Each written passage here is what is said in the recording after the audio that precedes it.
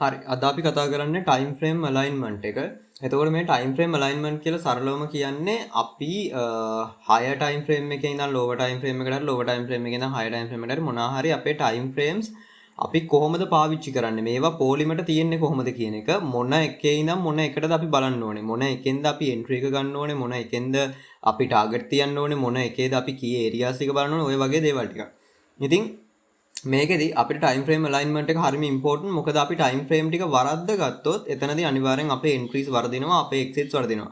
ඉතින් ওই රීසන් එක නිසා අනිවාර්යෙන් අපි හොඳ ට්‍රේඩ් එකක් එක්සිකියුට් කරන්න නම් අනිවාර්යෙන්ම ටයිම් ෆ්‍රේම් අලයින්මන්ට් එක හරියට තියාගන්න ඕනේ. එතකොට දැන් මම කියන්නම් මොකද්ද මේ ටයිම් ෆ්‍රේම් අලයින්මන්ට් එක කියන්නේ කියලා. හරිද? ටයිම් ෆ්‍රේම් අලයින්මන්ට් එක වැඩ කරන්නේ මෙන්න මෙහෙමයි. අපි මේක පාවිච්චි කරද්දී අපිට මේකේ අපි ට්‍රේඩ් කරන සෙටප් එකට අදාළව අපිට අංක එකටම වැදගත්ම වෙන දේ තමයි ඩේලි බයස් කියලා කියන්නේ.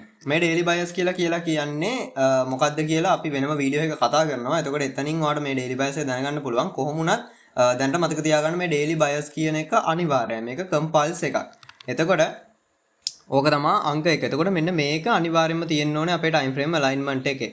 ඊට පස්සේ තමයි අපේ ටයිම් ෆ්‍රේම්ස් ටික අපි සෙට් කරගන්න ඕනේ. එතකොට අපි කතාව මෙහෙමයි වෙන්නේ. අපි මොන ට්‍රේඩ් එක ගත්තත් අපි ඩේලි බයස් එක දැනගෙන ඉන්න ඕනේ. අපි ට්‍රේඩ් කරද්දී විශේෂයෙන් මේ අපි මේ මම මේ කතා කරන්නේ මේ ස්විං ට්‍රේඩර්ස්ලාට නෙමෙයි මේ කතා කරන්නේ අපි ඩේ ට්‍රේඩ් කරන කට්ටියට ඒ වගේම ස්කැල්පර්ස්ලාට.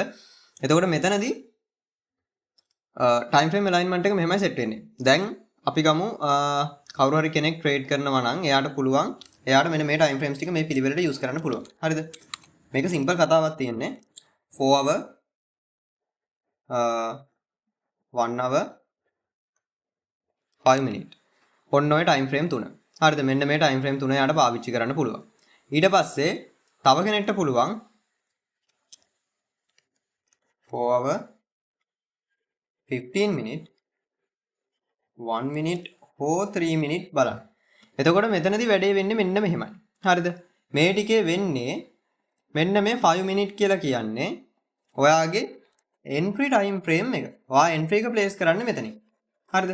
දැන් මේවා ගැන ඉස්සරහට කියලා දෙනවා අපේ entry setup එකත් එක්ක අපි කොහොමද entries ගන්න කියලා. දැනට මේක ඔලුවට දාගන්න හේතුව මොකද මෙතනින් එහා අපි පාඩම් ටික කියලා දෙන්න ගියාට පස්සේ එතනදී ගොඩක් වෙලාවට අපි මේ time frame alignment එක හරහා තමයි යන්නේ. ඒ කියන්නේ දැන් අපි ගිහිල්ලා chart එක අපි හිතමුකෝ real time example එකක් පෙන්වන්න හරි මොකක් හරි PDR එකක් ගැන හරි මොනවා හරි කියලා දෙන්න යනකොට අපි ගිහිල්ලා ඔය පිළිවෙලට යනවා. මෙන්න මේ පිළිවෙලට. එතකොට ඔයා මේ time frame alignment එක දන්නේ නැත්නම් ඔයාගේ ඔළුව නිකන් අර confuse වෙලා යනවා. මොකනවාද මේ කියන්නේ? ඇයි අපි මේ time frame එකට යන්නේ? ඇයි මේකට යන්නේ කියලා. ඕක ලෙහා ගන්න තමයි අපි මෙන්න මේ time frame alignment එක හරියට දැනගන්න ඕනේ. එතකොට මොන time frame එක අපි කලින් කිව්වා වගේ මොන time frame එකක ඔයා trade කළත් අනිවාර්යෙන් daily bias එක අනිවාර්යයි. එතකොට daily bias එකට අදාළව ඔයා entry එක ගන්න තමයි දැන් මේ 5 minute කියන එක පාවිච්චි කරන්නේ. ඊට පස්සේ මේ 4 hour ඒ වගේම 1 hour මෙන්න මේ දෙක තමයි ඔයාගේ higher time frames වෙන්නේ. higher time frames. එතකොට මෙන්න මේ higher time frames අපි පාවිච්චි කරනවා PDRS mark කරන්න. ඊට පස්සේ අපේ overall trend එක කොහෙටද තියෙන්නේ කියලා අඳුරගන්න. ඊට පස්සේ ඔන්න ඔය වගේ අපිට target තියන්න පුළුවන් කොහෙටද? ඔය වගේ දේවල් බලන්න තමයි අපි මේක පාවිච්චි කරන්නේ. එතකොට මේ ගැන වැඩිපුර විස්තර ඉස්සරහට කියනවා. අපේ ඉස්සරහ වීඩියෝස් වලදී ගානට එකින් එක කියන්නම් කොහොමද මේවා මොනටද පාවිච්චි වෙන්නේ කියලා. කොහොම වුණත් overall මේ වැඩේ වෙන්නේ මේ higher time frame දෙක මේ උඩින් තියෙන time frame දෙක අපි පාවිච්චි කරනවා PDRS. ඒ කියන්නේ අපි entry එක ගන්න area එක mark කරගන්න. ඊළඟට market එකේ trend එක කොහෙටද තියෙන්නේ කියලා දැනගන්න. ඊළඟට අපි target තියන්න ඕනේ කොයි areas වලටද කියලා දැනගන්න අපිට මෙන්න මේ ටික පාවිච්චි කරන්න පුළුවන්. මේ time frame දෙක. හරිද? ඊට පස්සේ 5 minute කියන lower time frame එක අපි පාවිච්චි කරනවා අපේ entry එක place කරන්න. එතකොට මේ time frame ටික වගේම ඔයාට ඕනනම් පුළුවන් මෙන්න මෙතනිනුත් මෙතනටත් ඔය කතන්දරේ ඔහොම තමයි. ඒ කියන්නේ කිසිම වෙනසක් නැහැ. මෙතනදී 4 hour එකෙන් අපිට පුළුවන් 4 hour 15 minute බලන්න පුළුවන් අපේ PDRS trend සහ target වලට. ඊට පස්සේ 1 minute හරි 3 minute වලින් හරි අපේ entry එක place කරගන්න පුළුවන්. ඒතොර exactly ඔයා කොයි time frame එකෙන්ද මෙතන 1 minute 3 minute කියලා දෙකක් තියෙනවනේ. ඔතනින් කොයි time frame එකෙන්ද හරියටම entry එක ගන්න ඕනේ. ඔය කතන්දර ටික තව ඉස්සරහට entry setup ගැන කතා කරනකොට කියලා දෙනවා. දැනට ඔයා time frame alignment එක කියලා දැනගන්න ඕනේ මෙන්න මේ විදිහට අපි time frame වලට ඇවිල්ලා අනිවාර්යයෙන්ම daily bias කියන එක බලනවා. ඒක ඉස්සරහට ඔයාලට දැනගන්න පුළුවන්.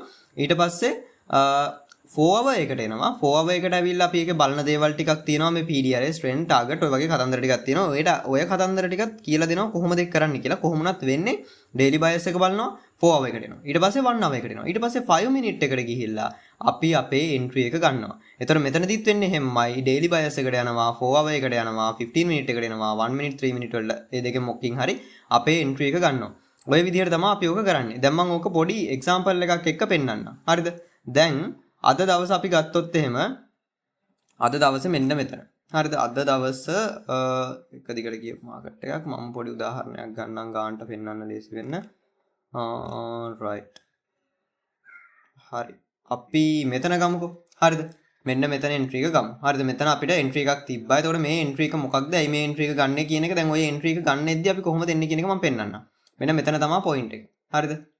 මම ඔකට දාගන්නම් මෙන්න මෙහෙම නිකන් mark එකක් දාගෙන අපි යම් මුලින්ම කරන්න ඕනේ මේකේ daily bias කියන එක බලනවා. හරිද? ඒතකොට මම ඉස්සරහට කියලා දෙනවා කොහොමද ඔක බලන්නේ කියලා. ඒතකොට මෙන්න මේ දවස තමයි ඕක. ඒතකොට මේ දවසේදී අපි daily bias කියන එකෙන් බලන්නේ previous day එකේ උඩ ගලවයිද යට ගලවයිද. ඕක තමයි අපිට බලන්න තියෙන්නේ. හරිද? අපි ඔය daily bias එක බලලා ඊට පස්සේ අපි එනවා 4 hour එකට. 4 hour එකකිනුත් අපි බලන දේවල් කීපයක් තියෙනවා. ඒ ටික බලනවා. හරිද? ඊට පස්සේ අපි යනවා 15 minute එකට. එතකොට අර අපේ පල්ලෙහාම තිබ්බ අර අපේ යටම මේ එකට අදාළව තමයි අපි දැන් මේ යන්නේ. හරිද? 15 minute එකට යනවා.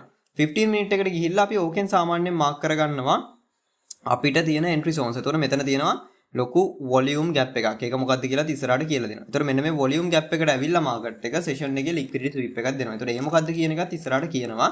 එතකොට දැන් මේක කියන්නේ මේ ඔයාලට entries ගන්නවත් මොකකටවත් නෙමෙයි. මේ කියන්නේ අපි කොහොමද මේ time frame එකකින් එකට එන්නේ කියලා. දැන් අපි daily එකට ගියා 4 hour එකට ගියා 15 minute වලට ආවා. දැන් මෙන්න මේ zone එකේ. මෙන්න මේ zone එකෙන් අපි මේ liquidity sweep එක උනාට පස්සේ මේ candle එකත් එක්ක අපි බලනවා entry එකක්. එතකොට මේ entry එක බලන්නේ 3 minute හරි 1 minute වල හරි. එතකොට දැන් අපි දැනට යමුකෝ නිකන් 1 minute එකට 1 minute එකට ගිහිල්ලා දැන් අපි යනවා ඒ entry එක තිබ්බ තැනට. හරිද? ඒ කියන්නේ අපි දැන් live market එකේ කොහොමයි බලන්නේ.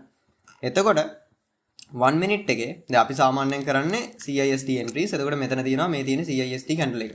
දැන් ඒවා මොනවාද කියලා වැඩි හිතන්න එපා. මොකද මේ ඔක්කොම ඉස්සරහට කියලා දෙනවා. හරිද? එතකොට ඔතනින් CISD candle එක තියෙනවා. එතකොට අපි කරන්නේ මෙන්න මෙතනින් limit order එකක් දානවා. හරිද? limit order එකක් දාලා තියෙනවා. ඊට පස්සේ stop loss එක මේ low එකට යටින් තියලා තියෙනවා. හරිද? මේ low එකට යටින් තියලා අපේ target එක අපි ගන්නවා. එතකොට ඕකට අපිට higher time frame පාවිච්චි කරන්න පුළුවන්. දැන් මම මෙතනින් මේක දාලා අපි යමුකෝ දැන් අපි ඊළඟ higher time frame එක 15 minute නේ. ඔය 15 minute වල දැන් අපි දන්න දේ තමයි මෙන්න මේ high එක. මේ high එක ගලවන්න පුළුවන්. හරිද? එතකොට මෙන්න මේ high එකට අපිට target කරන්න පුළුවන්. ඔන්න ඔය වගේ ඔය දේවල් ටික කරන්න අපි පාවිච්චි කරනවා මෙන්න මේ time frame alignment එක. ඔන්න ඔය පිළිවෙලට තමයි අපි එන්න ඕනේ. එතකොට දැන් ඔයාලට තේරෙන්නේ නැති කොහොමද මේකේ මොකද්ද වෙන්නේ කියන එක. මේක තව ඉස්සරහට මේ වැඩ ටික කරගෙන යද්දි හොඳටම තේරෙයි මේකේ හරියටම වෙන්නේ මොකද්ද කියන එක. මොකද මේ එකකට එකක් සම්බන්ධයි. එකපාර ඔයා එක දෙයක් ඉගෙන ගත්තයි කියලා ඔක්කොම ටික තේරෙන්නේ නැහැ. ඉතින් මේ එකකට එකක් සම්බන්ධ නිසා ඉස්සරහට යන්න තේරෙයි කොහොමද මේ දේවල් පාවිච්චි වෙන්නේ කියලා. ඒතොර time frame alignment කියලා කියන්නේ සරලවම අපි මොන time frame එකේ ඉඳන් මොන time frame එකට මොන පිළිවෙලටද බලාගෙන ඉන්නේ කියන එක. එතකොට ඒ පිළිවෙලට එක බලාගෙන ඇවිල්ලා ඊට පස්සේ entry එක ගන්නෙ මොකෙන්ද? අපි target තියන්නේ මොකෙන්ද? ඔන්න ඔය කතන්දර ටික තමයි time frame alignment වල තියෙන්නේ. එතකොට ඔය time frame වල පිළිවෙල තමයි දැන් මම මේ කිව්වේ. මොකද මේක වැදගත් වෙනවා ඉස්සරහා පාඩම් ඉගෙන ගන්නකොට හේතුව අපි ඔය පිළිවෙලට සැරෙන් සැරේ ගිහින් තමයි ඔය පාඩම් ටික කියලා දෙන්නේ. ඉතින් එතනදී එතකොට ඔයා කන්ෆියුස් වෙන්නේ නැහැ. මොකද මේක මම කියලා නොදුන්නා නම් එහෙම ඔයා එතනදී කන්ෆියුස් වෙනවා. ඉතින් අන්න ඒ හේතුව නැති කරන්න තමයි ඔය දැම්ම time frame alignment එක කියලා දෙන්නේ. එතකොට time frame alignment කියලා කියන්නේ ඔච්චරයි.